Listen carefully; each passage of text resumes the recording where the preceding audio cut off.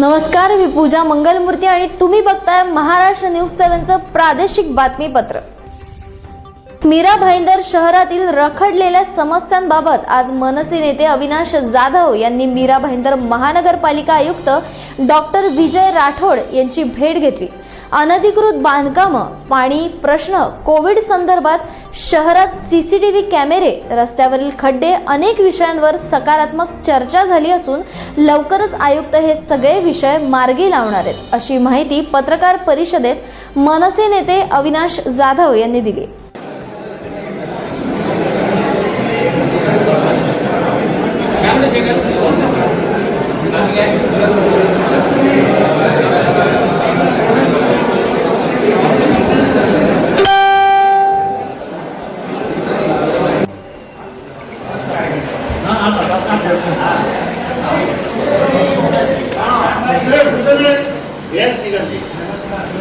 नमस्कार।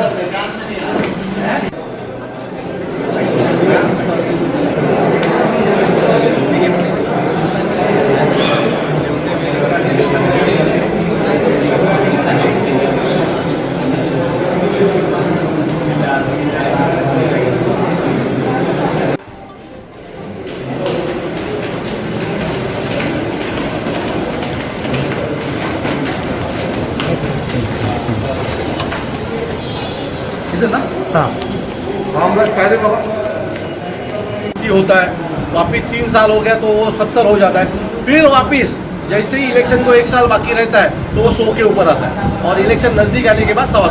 तो ये लोगों को करना होना चाहिए, जो वोट करते हैं ना आंख बंद करके, उन्होंने सोचना चाहिए कि ये हम लोगों को फंसा रहे हैं। हम लोग जो बोलते हैं आत्मीयता से बोलते हैं और जो करते हैं वो मन से करते हैं। तो लोगों का काम है भरोसा रखना है, नहीं रखना है, काम किसके लिए करना है, लोगों के लिए करना है, बराबर है। तो ये सब लोगों को पता चलना चाहिए, ये लोग हमें फंसा रहे हैं। 30 MLD पानी आ रही है, अभी 100 MLD आ रही है। चुनावी लालची रहते हैं। क्वेश्चन पूरा होने दीजिए। तो 125 आता था, कुछ महीने पहले से अभी 100 MLD आ रहा है बिना स्टोरेज की व्यवस्था के। तो अभी क्यों नहीं हो आ सकता? देखिए कैसा है, इलेक्शन आने से पहले 125। अविनाश जाधव, आज आम्ही महाराष्ट्र नवनिर्माण सेना मीरा भाईंदर शहराकडनं आयुक्तांना भेटलो आणि विविध विषय जे आम्हाला मागच्या काही काळामध्ये लोकांच्या दृष्टीने आवश्यक आहेत अशा गोष्टी आज आम्ही आयुक्तांकडे मांडलेल्या आहेत। त्यातल्या सगळ्यात महत्त्वाची गोष्ट ही शहरातल्या सुरक्षतेच्या बाबतीमध्ये होती, ती म्हणजे शहरामधल्या विविध चौकांमध्ये सुसज्ज असे CCTV कॅमेरे लावले गेले पाहिजेत।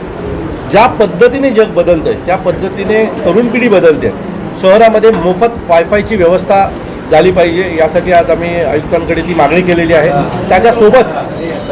त्याच्यासोबत आम्ही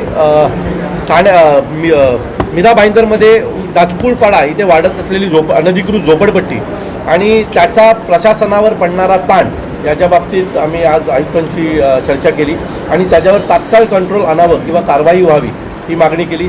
आज नळाला पाणी येत नाही पण टँकरला पाणी मिळतं, अशी मीरा भाईंदरची परिस्थिती आहे।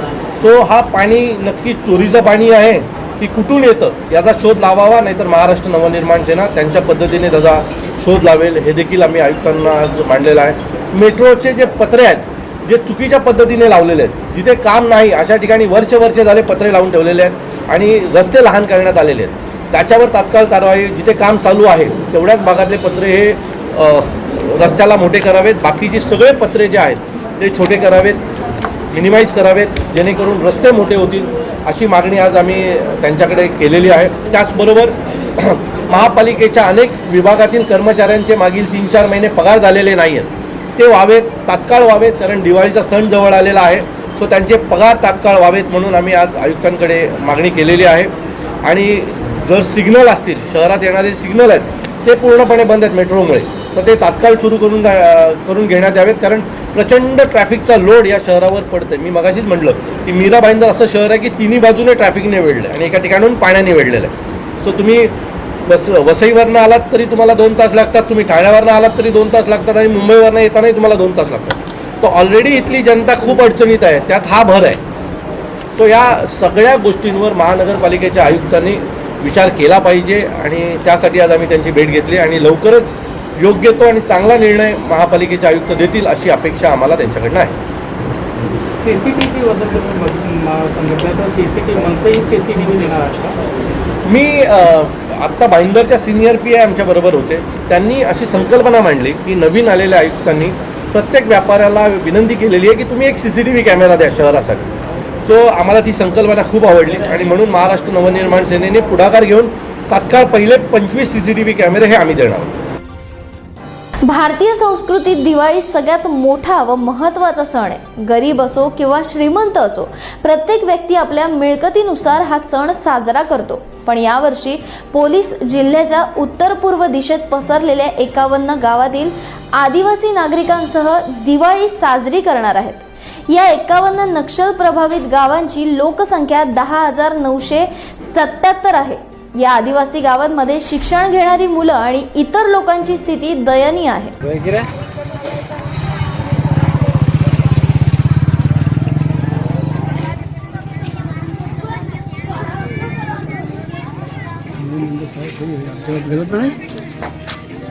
जमे का जमे संडास बाथरूम मकान द्या म्हणतो डबा बी दिसलं पाहिजे.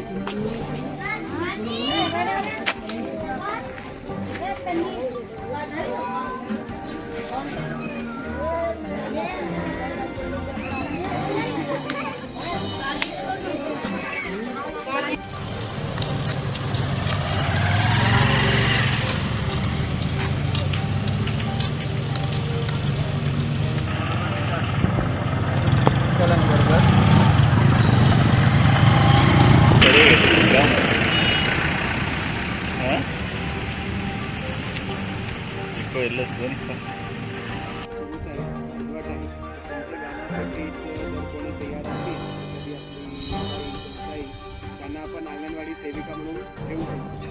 आणखी जे आपले आरोग्य विभागाचे जे आशा असतात त्यांना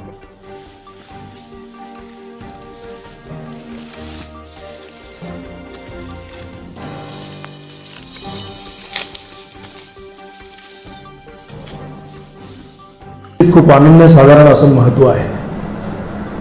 आणि ही दिवाळी जेव्हा आपण सर्वच जण साजरी करतो तर त्यात खऱ्या अर्थाने आपण इतर उपेक्षित आणि दुर्बल आणि आदिवासी भागातील लोकांसहित करतो का, हा पण एक स्वतःला विचारण्यासारखा प्रश्न आहे. तर चला तर मित्रांनो, यंदाची दिवाळी आपल्याला गोंदियातील आदिवासी बांधवांसोबत साजरी करायची आहे. यासाठी गोंदिया जिल्हा पोलीस दलामार्फत आपणास आवाहन करण्यात येत आहे की जे आपल्या आदिवासी भागातील दुर्बल समाज, आदिवासी समाज, शिक्षणापासून वंचित असलेला समाज यांना जर खऱ्या अर्थाने आपल्याला मदत करायची असेल तर आपण आपल्या सोयीने सदर आपल्या बांधवांना पुस्तकांच्या माध्यमातून, खेळ साहित्याच्या वाटपाच्या माध्यमातून, मिठाई वाटपापासून सामान्य ज्ञान वगैरे सारखी जे काही पुस्तकं आहेत या माध्यमातून आपण त्यांना मदत करू शकतात. आपण मिठाई वाटू शकतात, त्यांना कपडे सुद्धा देऊ शकतात. तर यासाठी आपल्याला रोख स्वरूपात किंवा पैशांच्या स्वरूपात मदत न करता वस्तूंच्या स्वरूपात मदत करता येईल. आणि आपण ही मदत माननीय अप्पर पोलीस अधीक्षक गोंदिया, उपमुख्यालय देवरी यांच्या पत्त्यावर वस्तू रूपाने ती पाठवू शकता. अधिक माहितीसाठी आपण डुकीपार पोलीस स्टेशन येथे संपर्क साधावा ही आपणास या निमित्ताने आवाहन आणि विनंती. नमस्कार. विधानसभा निवडणुकींची रणधुमाळी सुरू असून पहिल्या टप्प्यातील मतदानाला सुरुवात झाली. सत्तेत येण्यासाठी पक्षांकडून जोरदार प्रचार सुरू असून काँग्रेस नेते राहुल गांधी यांनी पूर्व चंपारण इथे प्रचार सभेला संबोधित केलं. यावेळी त्यांनी पंतप्रधान नरेंद्र मोदींवर जोरदार निशाणा साधला. रोजगार की समस्या, उसके बारे में प्रधानमंत्री कुछ नहीं कहते. पहले कहते थे, नीतीश जी कहते थे,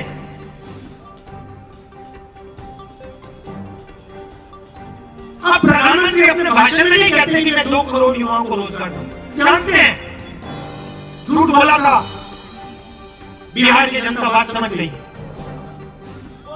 अगर मैं बता रहा हूं, गारंटी लेकर कह रहा हूं, प्रधानमंत्री अगर आ गए और आज कह दिया कि 2 करोड़ युवाओं को मैं रोजगार दूंगा, शायद भीड़ उनको भगा दे। कहे कि भैया आपने पहले झूठ बोला था, आपने दिया नहीं, अब आप हमसे झूठ मत बोलिए।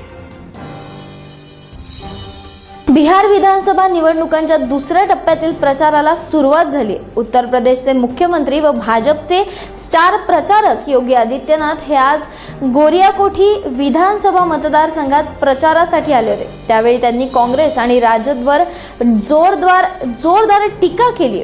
काँग्रेसने देशात दहशतवाद वाढवण्याचे काम केल्याचे योगी आदित्यनाथ म्हणाले. न्यू इंडिया, ये है नया भारत.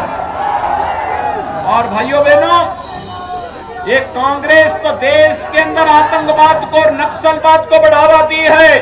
ये जो अपराधी, यहां का भी एक दुर्दांत अपराधी जेल के अंदर सड़ रहा है. इन अपराधियों को पालने का काम कांग्रेस और राजद ने किया था. लेकिन आज भारतीय जनता पार्टी नेतृत्व की केंद्र की सरकार कश्मीर के अंदर धारा 370 को समाप्त करके, कश्मीर के अंदर आपने देखा होगा परसों एक आदेश जारी हुआ भारत सरकार से, अगर सीवान का कोई नौजवान भी जम्मू कश्मीर के अंदर, श्रीनगर के अंदर मकान बनाना चाहता है तो आपको यह अनुमति वहां मिल गई है. कौन रोक सकता है? भारतीय जनता पार्टी ने तो डॉक्टर श्यामा प्रसाद मुखर्जी के नेतृत्व में नारा दिया था, एक देश में 2 प्रधान, 2 निशान और 2 विधान नहीं चलेंगे. और उस संकल्प को पूरा किया प्रधानमंत्री मोदी जी ने और गृह मंत्री अमित शाह जी ने. आज कश्मीर में धारा 370 समाप्त करके आतंकवाद की ताबूत पे अंतिम कील ठोकने का कार्य जहां गृह मंत्री अमित शाह जी ने किया है, वहीं भारत सरकार ने अब भारत के किसी भी नागरिक को जम्मू कश्मीर में पूरी तरह सम्मान के साथ वहां पर बसने की पूरी छूट दे दी है. अगर बिहार का नौजवान श्रीनगर के अंदर कार्य कर रहा है, सर्विस कर रहा है, सेना में, पुलिस में, प्रशासनिक सेवा में या व्यवसाय कर रहा है, क्योंकि बिहार कहां नहीं है, पूरी दुनिया में तो बिहार छाया हुआ है. अगर वहां पर भी अगर आप बसना चाहेंगे, इससे पहले अनुमति नहीं थी. 1952 में 370 को लागू करके कांग्रेस ने देशवासियों के लिए जम्मू कश्मीर में जाने के रास्ते बंद कर दिए थे. लेकिन प्रधानमंत्री मोदी जी ने रास्ते खोले हैं. एक भारत श्रेष्ठ भारत की परिकल्पना प्रधानमंत्री मोदी जी की. और भाइयों बहनों, आप सबके लिए, पूरे देशवासियों के लिए इससे बड़ी गौरव की बात क्या हो सकती है? हमने जो कहा वो करके दिखाया. जब मैं लोकसभा चुनाव में यहां पर श्री जनार्दन सिंह जी के समर्थन में आया था चुनाव प्रचार के लिए, तब बिहार के कुछ जवान मुझसे कहते थे, यहां के मीडिया के बंधुगण मुझसे कहते थे कि आप लोग बार बार कहते हैं कि रामलला हम आएंगे, मंदिर वहीं बनाएंगे, लेकिन क्या तारीख भी बताएंगे? ये प्रश्न हमसे होता था. और भाइयों बहनों, मेरी हार्दिक इच्छा थी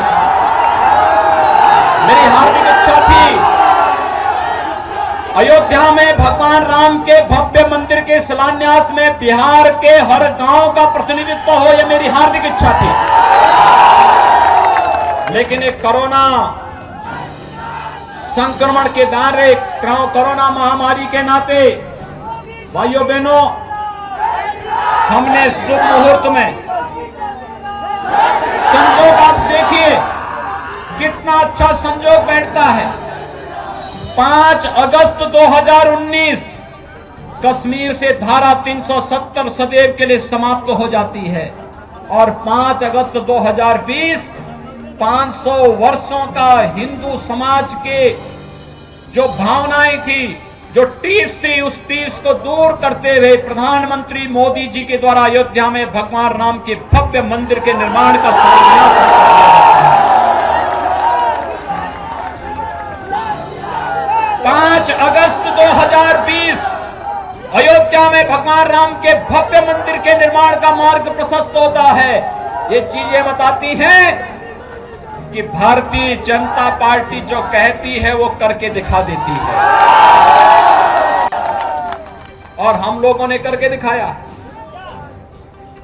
अगर यहां पर एनडीए की सरकार नहीं होती, नीतीश कुमार जी मुख्यमंत्री नहीं होते, तो यहां का माफिया जेल के अंदर सड़ना नहीं होता। वो भी सत्ता के गलियारों में रह करके बिहार के अंदर लूट और खसोट के एक नई यहां की पीढ़ी को खराब कर रहा होता। और भाइयों बहनों, हमने तो उत्तर प्रदेश में इन माफियाओं के पंचकुलामधील माता मनसा देवी गौशाळेमध्ये गेल्या 24 तासात 70 पेक्षा जास्त गायींचा मृत्यू झाला। सुमारे 2 महिन्यांपूर्वी पंचकुलाच्या वेगवेगळ्या गौशालांमध्ये विषबाधेमुळे 12 गायींचा मृत्यू झाला होता।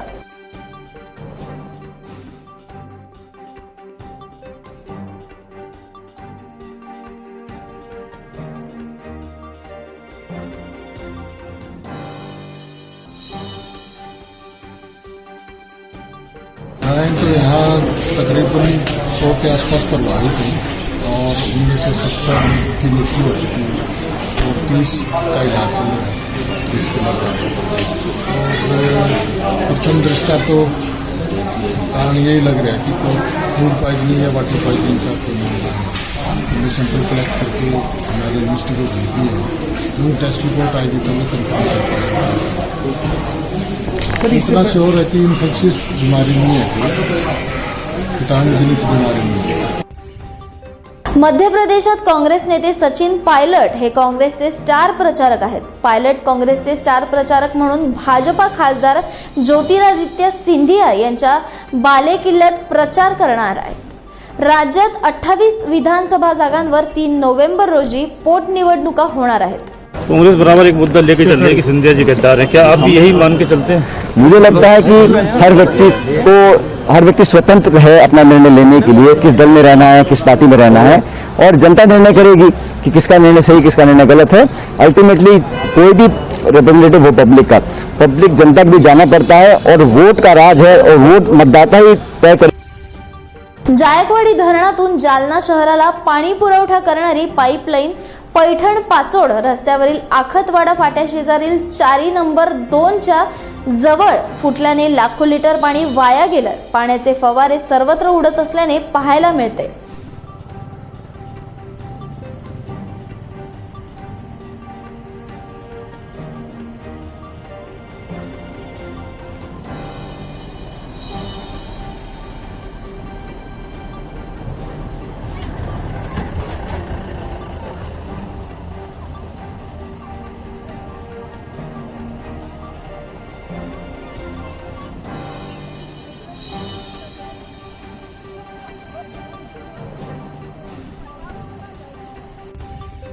नवीन रेशन कार्ड म्हणजे शिधापत्रिका काढण्यासाठी पुरवठा विभागासह सेतू केंद्रावर गर्दी होती।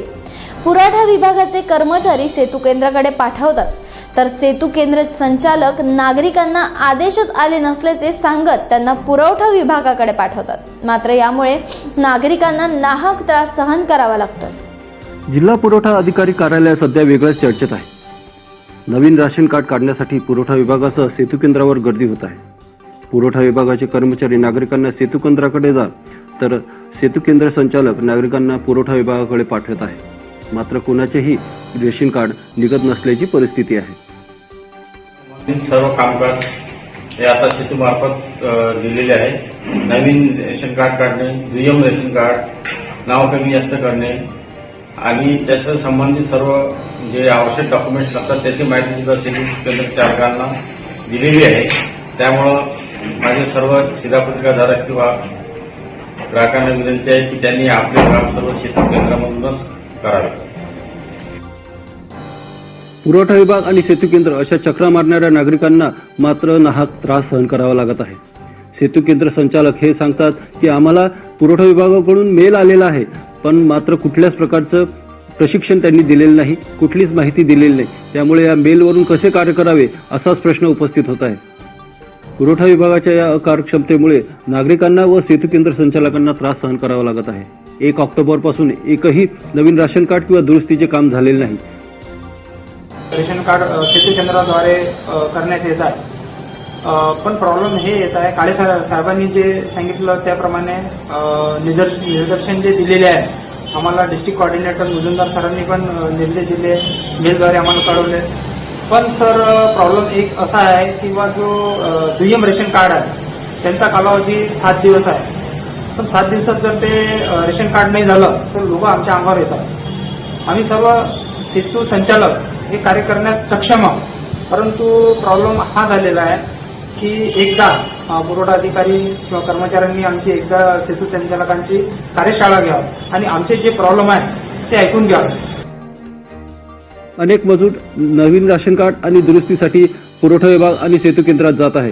त्यांचा रोजंदारीचा प्रश्न निर्माण झालेला आहे. तरीही मात्र पुरवठा विभागाकडून कुठलाच त्यांना प्रतिसाद मिळत नसल्यामुळे त्यांचे आर्थिक नुकसान होत आहे. मात्र या सर्व प्रकाराकडे पुरवठा विभाग कानाडोळा करीत आहे. कार्ड आहे माझं, माझ्या पत्नीचं. आम्हाला महिना आले लॉकडाऊनमध्ये कंट्रोल नाही भेटलं, काहीच नाही भेटलं. पूर्वी उपेशी राहिलो आम्ही. हे आता नाव कमी आधी आम्ही जळगावर पगार पाळूस ड्युट्या करून आम्ही रिकामी फिरून राहिलो. सहकार्य कोणीच करत नाही. गरीब आहे कोणते लखपतीला काय करता तुम्ही? मग तुम्ही कशासाठी या कार्यकर्ते हे काय करतात? मग पाठवला आम्हाला इकडे तहसीलवर जा, तर ती गेलो इकडे जा. मग आता भेटा कोण झाले? पुरवठा विभागाने परिपत्रक काढून आपले हात वर केले आहेत, तर सेतू केंद्र संचालकांना प्रशिक्षण न मिळाल्यामुळे ते काम करण्यास अनुत्सुक आहेत. या सर्व परिस्थितीमुळे सामान्य नागरिकांना त्रास सहन करावा लागत आहे. नागपूर विद्यापीठाकडून घेतल्या जाणाऱ्या परीक्षेतही तांत्रिक अडचणी सुरू आहेत. परीक्षा ॲपवर वेळापत्रक चुकीचे दाखवले जाते, त्यामुळे आधीच गोंधळलेला विद्यार्थी अधिक त्रस्त झाल्याचे बघायला मिळते. शिवाय विद्यापीठ हेल्पलाईनला याबाबत विचारणाही विद्यार्थ्यांकडून केली जाते, मात्र तिथून कोणताही प्रतिसाद मिळत नसल्याने विद्यार्थ्यांनी सांगितलेले आहे. सध्या राज्यातील विविध विद्यापीठांमध्ये अंतिम वर्षाच्या ऑनलाईन परीक्षा सुरू आहेत. याच ऑनलाईन परीक्षेदरम्यान विद्यार्थ्यांना अनेक अडचणींना सामोरे जावं लागत आहे. नागपूर विद्यापीठातही अशीच काहीशी स्थिती पाहायला मिळत आहे. कधी परीक्षेत सर्व्हरची समस्या येते, तर कधी पेपरच रद्द करावा लागत आहे. त्यामुळे विद्यार्थी चांगलेच संतापले आहेत. याही पलीकडे आता तर नागपूर विद्यापीठाकडून विकसित करण्यात आलेल्या ॲपमध्ये थेट चुकीचे वेळापत्रक दाखविण्यात येत आहे. त्यामुळे विद्यार्थ्यांमध्ये संभ्रम दिसून येत आहे. विद्यापीठाने जारी केलेल्या वेळापत्रकात आणि ॲपवर येणारा वेळापत्रक यात तफावत दिसून येत आहे. त्यामुळे अचूक वेळापत्रक नेमका कोणता असा सवालही विद्यार्थी उपस्थित करत आहे. शिवाय ॲपवर येणाऱ्या तांत्रिक अडचणी लवकर सोडू असे विद्यापीठाकडून सांगण्यात येत आहे. असे असले तरी अंतिम वर्षाच्या परीक्षा जवळजवळ संपत आल्या आहेत. त्यामुळे विद्यापीठ परीक्षेसंदर्भात आणि परीक्षेत येणाऱ्या अडचणीबाबत किती गंभीर आहे हे वेळापत्रकाच्या उदाहरणावरून लक्षात येते. अमरावतीतील HIV बाधित निराधारांनी दिवाळीसाठी दिवे बनवण्याचा उपक्रम हाती घेतलाय. स्वतःच्या आयुष्यात अंधार असला तरीही दिवे निर्मितीच्या आनंदातून अनेकांची घरे प्रकाशमान करण्याची त्यांची जिद्द कौतुकास्पद आहे. अमरावतीच्या वुमन्स फाउंडेशनच्या वतीने तपोवन परिसरातील हे गोकुळ निवासी आश्रम आहे. ह्या ठिकाणी HIV बाधित अनेक लहान मुले तसेच महिला ह्या ठिकाणी राहतात. या सर्वांना अमरावतीच्या गुंजन गोळे यांनी आधार दिलेला आहे. माझा एक छोटा निवासी प्रकल्प आहे गोकुळ नावाचा. बेसिकली गोकुळमध्ये सगळे जे लेकरं आहे HIV बाधित आहेत. अशा HIV बाधित मुलांचा आम्ही सांभाळ करतो. आणि यावर्षी पहिल्यांदा इको फ्रेंडली दिवे आम्ही बनवले आहेत. शेणापासून आम्ही दिवे बनवले आहेत. कोरोनाच्या काळामध्ये बरेच काही प्रॉब्लेम सगळ्यांना फेस झाले. आम्हालाही बऱ्याच अडचणी आल्या प्रकल्प चालवताना. मात्र स्वतःच्या पायावर कसं उभं राहायचं लेकरांनी आणि आम्हीही, कारण अनेक अडचणींना सामोरे गेलो. म्हणून एक युक्ती घडली की आपण काहीतरी स्वतः बनवायचं आणि ते विकायचं. मग काय बनवायचं तर दिवाळी तोंडावर आली होती, म्हणून आम्ही एक सुरुवात केली की इको फ्रेंडली दिवे बनवायचे. मात्र लोकांचा प्रचंड प्रतिसाद झाला आणि गोवा, हरियाणा, पुणे, मुंबई, नाशिक, नागपूर, मराठवाडा म्हणजे सगळीकडे सध्या दिव्यांची ऑर्डर भरपूर येत आहे आणि आम्ही ते पाठवतोय. टीम आहे पूर्ण गोकुळची, वुमन्स फाउंडेशनची सदस्य आहेत. आम्ही सगळे मिळून बनवतो, कलर करतो. कोणाला कलरची पण डिमांड आहे, कलर करून दिवे हवे असतात. आणि हे सगळं करताना काय आहे की आत्मिक समाधान फार लागतोय. आणि मग यंदा असा विचार केला की याला डिमांड फार आहे इको फ्रेंडली असल्यामुळे, आणि सध्या रोजगाराचं साधन उपलब्ध नाहीये, म्हणून पुढल्या वर्षीसाठी आता दिवाळी आटोपली की लगेच 8 दिवसांनी आम्ही परत पुढल्या वर्षीच्या पण आम्हाला ऑर्डर्स आलेल्या आहे, तर पुढल्या वर्षीसाठी आम्ही. मीरा भाईंदर शहरातील विविध समस्यांबाबत मनसे नेते अविनाश जाधव यांनी मनपा आयुक्त डॉक्टर विजय राठोड यांची भेट घेतली.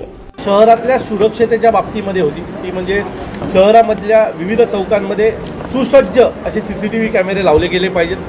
ज्या पद्धतीने जग बदलतंय त्या पद्धतीने तरुण पिढी बदलते. शहरामध्ये मोफत वायफायची व्यवस्था झाली पाहिजे, यासाठी आज आम्ही आयुक्तांकडे ती मागणी केलेली आहे. त्याच्यासोबत आम्ही मीरा भाईंदरमध्ये दाचपूळपाडा इथे वाढत असलेली अनधिकृत झोपडपट्टी आणि त्याचा प्रशासनावर पडणारा ताण याच्या बाबतीत आम्ही आज आयुक्तांची चर्चा केली आणि त्याच्यावर तात्काळ कंट्रोल आणावं किंवा कारवाई व्हावी ही मागणी केली. आज नळाला पाणी येत नाही पण टँकरला पाणी मिळतं अशी मीरा भाईंदरची परिस्थिती आहे. सो हा पाणी नक्की चोरीचं पाणी आहे की कुठून येतं याचा शोध लावावा, नाहीतर महाराष्ट्र नवनिर्माण सेना त्यांच्या पद्धतीने त्याचा शोध लावेल हे देखील आम्ही आयुक्तांना आज मांडलेलं आहे. मेट्रोचे जे पत्रे आहेत जे चुकीच्या पद्धतीने लावलेले आहेत, जिथे काम नाही अशा ठिकाणी वर्ष झाले पत्रे लावून ठेवलेले आहेत आणि रस्ते लहान करण्यात आलेले आहेत, त्याच्यावर तात्काळ कारवाई. जिथे काम चालू आहे तेवढ्याच भागातले पत्रे हे रस्त्याला मोठे करावेत, बाकीचे सगळे पत्रे जे आहेत ते छोटे करावेत, मिनिमाइज करावेत, जेणेकरून रस्ते मोठे होतील अशी मागणी आज आम्ही त्यांच्याकडे केलेली आहे.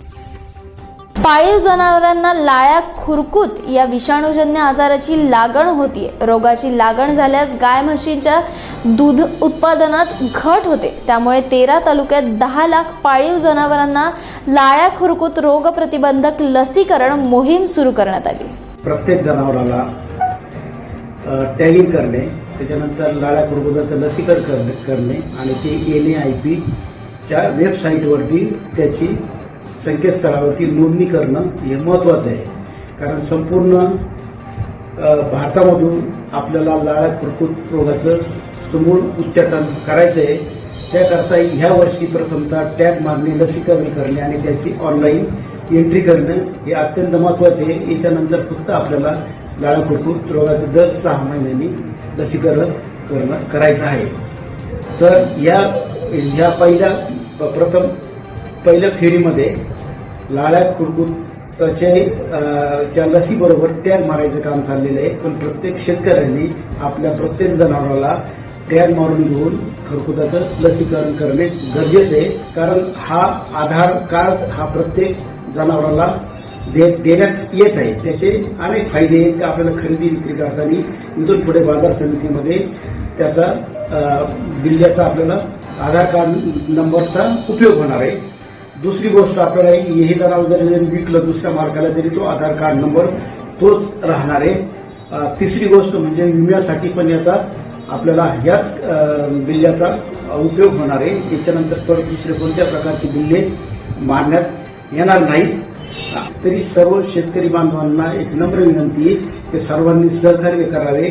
आलेल्या प्रत्येक डॉक्टरकडनं बिल्ला मारून. जिल्ह्याचे मध्यवर्ती ठिकाण असलेले कुडाळचं ST स्टँड आणि इमारत गेली 2 वर्ष धुळकात पडली आहे. शिवसेनेचे आमदार वैभव नाईक यांनी तत्कालीन परिवहन मंत्री दिवाकर रावते यांना सिंधुदुर्गात आणून मोठा गाजावाजा करत ST स्टँडचं भूमिपूजन केलं होतं. 2 ते 2.5 कोटी रुपये खर्चून हे काम करण्यात आलं होतं.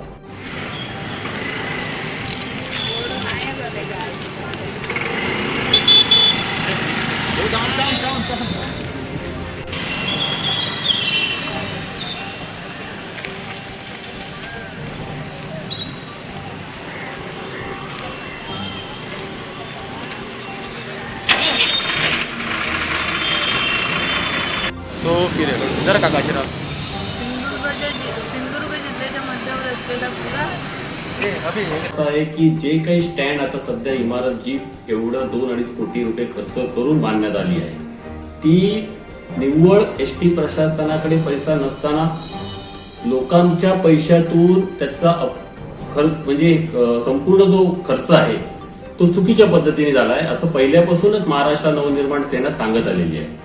सुरुवातीचे जी स्टँड होतं ती इमारत खूप चांगली होती तिला तोडायची गरजच नव्हती. ती तोडून नवीन इमारत जी काही बांधली गेली ती आजही एवढा पैसा खर्च करून धूळ खात पडलेली आहे. त्याच्यामध्ये रात्रीच्या वेळी अनेक तिथे अनधिकृत असे व्यवहार होतात. तसंच सकाळच्या टायमाला तिथे गाई म्हशी ढोरं सगळे तिथे आपलं कधी कधी असं वाटतं की ते गोटा आहे, स्टँड आहे की काय आहे, असं माझं वैयक्तिक त्याच्यामध्ये आजच्या ह्याच्यामध्ये तो निष्कर्ष झालेला आहे की हा संपूर्ण जो पैसा आहे एसटी प्रशासनाने जाणीवपूर्वक इथे जो खर्च केलेला आहे हा याच्या मागे मोठं राजकारण आहे, भ्रष्टाचार झालेला आहे. कोरोना विषाणूच्या पार्श्वभूमीवर धुळे जिल्ह्यात कोणत्याही धर्माच्या सणांची मिरवणुका काढण्यास मुंबई पोलीस कायद्यातील कलमानुसार मनाई करण्यात आली आहे, अशी माहिती पोलीस अधीक्षक चिन्मय पंडित यांनी प्रसारमाध्यमांशी बोलताना दिली.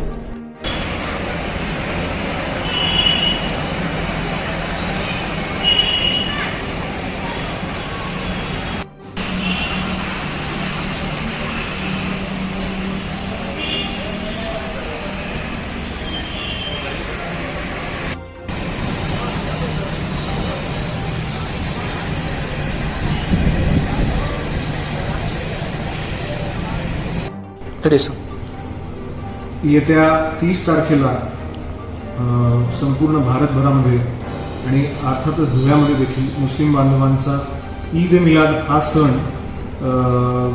येत आहे. तो दरवर्षी खूप चांगल्या प्रकारे साजरी करण्याची प्रथा आहे. परंतु यावर्षी आपल्या सर्वांनाच माहिती आहे की कोविड-19 या विषाणूचं संकट सर्व जगावरती पसरलेलं आहे आणि आतापर्यंत जवळपास 15,000 केसेस धुळ्यामध्ये झालेल्या आहेत. जवळपास 500 लोकांचे मृत्यू त्याच्यामध्ये झालेले आहेत. जगभरात अजूनही मृत्यू होत आहेत, लोक अजूनही पॉझिटिव्ह येत आहेत आणि संक्रमण अजून थांबलेलं नाही. या उलट अजूनही ही एक अनिश्चिततेचा ही कालावधी आहे की पुढे काय होणार आहे हे कुणालाच माहिती नाही. तर अशा कालावधीमध्ये आपण ह्याच्या आधी देखील आलेले सर्व बांधवांचे सर्व सण उत्सव, त्यामध्ये गणपती असेल, नवरात्र असेल, रमजान असेल, बकरी ईद असेल, डॉक्टर बाबासाहेब आंबेडकर जयंती असेल, आपण अत्यंत संयमाने आणि छोट्या पद्धतीने कुठेही मिरवणूक न काढता आपण साजरी केलेली आहे. याच प्रकारे ईद ए मिलादचा देखील आपल्याला सण साजरी करायचा आहे. त्यामध्ये शासनाचं 23 ऑक्टोबर 2020 रोजीचं परिपत्रक आलेलं आहे. त्यापैकी बऱ्यापैकी सूचना ज्या आहेत त्या मुंबई शहराशी रिलेटेड आहेत. परंतु आपण स्थानिक पातळीवरती असा निर्णय घेतलेला आहे शांतता समितीमध्ये, ज्याच्यामध्ये माननीय जिल्हाधिकारी महोदय होते, मी होतो, म्युन्सिपल कमिशनर महोदय होते आणि सर्व धर्मियांचे प्रतिनिधी एक शांतता समितीची बैठक आपण घेतली होती. त्यामध्ये असा निर्णय करण्यात आला होता की कुठल्याही प्रकारच्या मिरवणुकींना स्थानिक प्रशासनाकडनं परवानगी देण्यात येणार नाही. त्याचंच सगळ्यांनी त्याचं अनुपालन करायचं आहे. जो शिस्त आणि संयम आपण आजपर्यंत दाखवलेला आहे त्या शिस्तीचं पुन्हा, त्या संयमाचं पुन्हा प्रदर्शन आपण ईद ए मिलादच्या दृष्टीने देखील करायचं आहे. आणि मला सांगायला आनंद वाटतो की मुस्लिम धर्मियांचे जेवढे मौलवी त्या मीटिंगमध्ये उपस्थित होते सर्वांनी आम्हाला एकमताने आम्हाला आश्वासन दिले की यावेळी कुठलंही प्रोसेशन निघणार नाहीये. तसंच नागरिकांकडनं देखील ही अपेक्षा आहे की 5 किंवा 5पेक्षा जास्त लोक रस्त्यावरती एकत्रित येणार नाही, गाईडलाईनमध्ये दिलेलं आहे. ह्याची काळजी घ्यायची आहे. कुठल्याही प्रकारच्या मिरवणुकीला कोणतीही परवानगी पोलीस प्रशासनातर्फे देण्यात येणार नाहीये. ही अत्यंत महत्वाची सूचना आहे आणि त्याचं पालन करायचं आहे. ज्या ज्या ठिकाणी गर्दी होऊ शकेल असं कुठलंही कृत्य करायचं नाहीये. मस्जिद असतील, मस्जिद अजून उघडलेल्या नाही, धार्मिक स्थळांबाबत अजून शासनाकडनं क्लिअर कट गाईडलाईन्स यायच्या आहेत. त्यामुळे आतापर्यंत ज्या गाईडलाईन्स आहेत त्यांचं काटेकोरपणे पालन होईल हे बघायचं आहे. जर हे लक्षात घ्यायचं की जिथे गर्दी आहे तिथे संसर्गाचा धोका जास्त आहे आणि संसर्गाचा धोका जास्त आहे तिथे मृत्यूचा देखील धोका जास्त आहे. त्यामुळे आजपर्यंत जो आपण संयम बाळगलेला आहे त्याच पद्धतीचा संयम बाळगून हा ईद ए मिलादचा पवित्र सण आपण साजरा करणार आहोत. त्याच्यामध्ये कुठलीही मिरवणूक ला परवानगी देण्यात येणार नाही.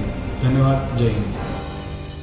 जिल्ह्यातील मुरगुडमध्ये 7 महिन्यांपूर्वी ट्रॅक्टर चालकाला मारहाण करत ट्रॅक्टर आणि 2 ट्रॉल्या चोरणाऱ्या चोरांच्या टोळीला अटक करण्यात आली. त्यांच्याकडून 5 लाखांचा मुद्देमाल जप्त करण्यात आला. या प्रकरणी 5 सराईत गुन्हेगारांना अटक केल्याची माहिती कोल्हापूर पोलिसांनी दिली.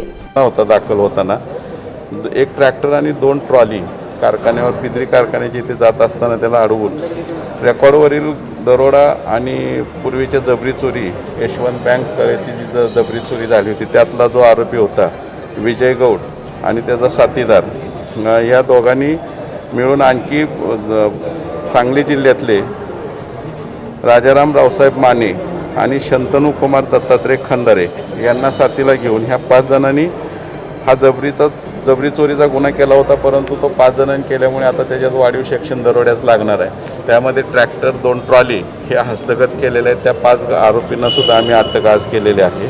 त्यानुसार मुरगुड पोलीस स्टेशन सदर गुन्ह्याचा तपास करत आहे. आता वेळ झाली आहे इथेच थांबण्याची. पुढील बातम्यांसाठी बघत रहा महाराष्ट्र न्यूज 7, आवाज महाराष्ट्राचा.